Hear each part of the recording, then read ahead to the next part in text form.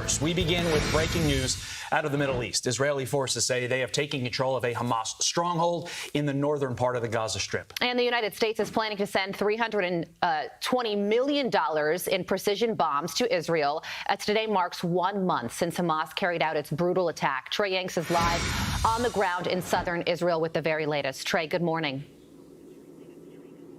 Yeah, hey, Todd, Carly, good morning. It's been exactly 1 month since Hamas militants crossed into southern Israel, slaughtering around 1,400 people. Today, though, the Israelis are taking the fight back to Hamas. They continue gaining more territory inside the Gaza Strip. I do want to just show you what it looks like behind me, the level of destruction growing throughout Gaza as the Israelis continue their airstrikes, artillery strikes, and ground operations.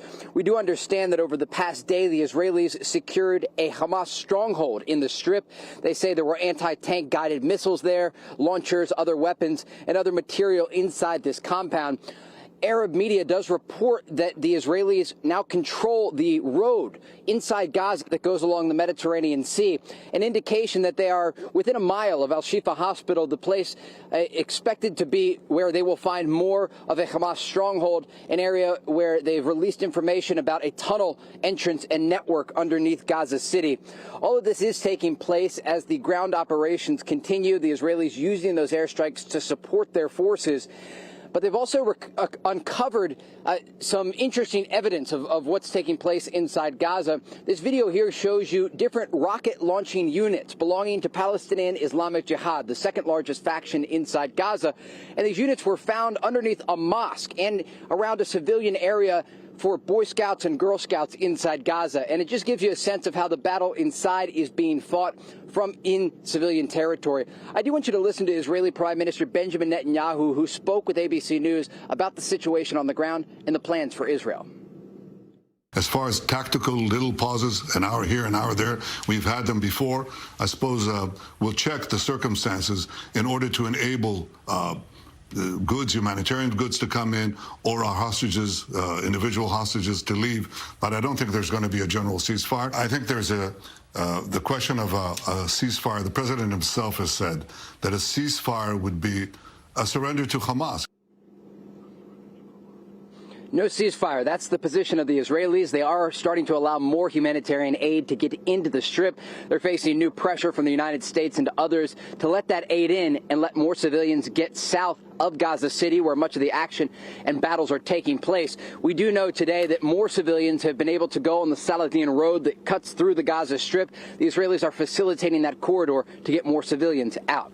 Guys? Yeah, and Trey, over the weekend, Secretary of State Antony Blinken, who's in Tokyo right now meeting with G7 leaders, but he met with Palestinian Authority President Mahmoud Abbas, and he said, listen, after this war is over, we want the Palestinian Authority to play a central role in what happens next in Gaza. How do you think that is being read by Palestinians in the West Bank? And also, is Israel on the same page with that game plan? That's a great question, and that interview was illuminating. It really showed that the Israelis may be saying something publicly, but privately be planning something else. They're likely to hold territory inside the Gaza Strip for an undisclosed amount of time until they're able to stabilize the security situation inside Gaza, then at which point there could be other outside actors or the Palestinian Authority that get involved to try and determine who will rule the Gaza Strip after Hamas. But it's an incredibly challenging scenario for Israel. They understand that if they occupy Gaza, they will face a growing insurgency against their forces. In the past, they have done this, and it has been incredibly challenging to do. And one thing we should note here, there are more than 1 million Palestinians internally displaced inside Gaza. We saw the Gaza Strip from the inside over the weekend, and many of those homes are destroyed. They will have nowhere to return to. So you have a major humanitarian crisis that's developing, and it's something that will last for years because there will be rebuilding efforts that need to go on, and that will need money and support from the international community. Without question, a lot of unknowns and a lot of concerns still hanging over this entire situation 1 month into this brutal war. Trey Yanks live for us in southern Israel. Thank you so much. Thanks, Trey.